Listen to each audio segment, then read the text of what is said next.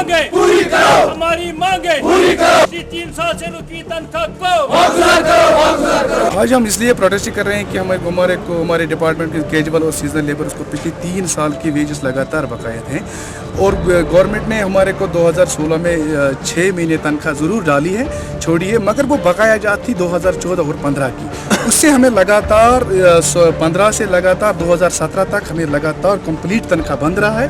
बगैर ईद और दिवाली पे हमें तनख्वाह मिला है, क्योंकि जो आज ट्यूशन चल रहे हैं बच्चों का, हमने अपने बच्चे भी घर पर रखे हैं, क्योंकि हमारे को बच्चों के लिए अपना फीस भी अवेलेबल नहीं है।